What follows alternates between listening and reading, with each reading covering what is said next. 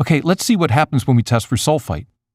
I'll collect 2 samples from the blowdown line, cooling one properly and leaving the other hot.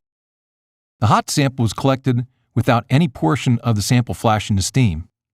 When the sample's sulfite levels are tested, you'll see the hot sample required many more drops of titrant. This would lead you to believe you had more treatment chemical residual than was actually there. This could lead to undertreatment of the system and corrosion.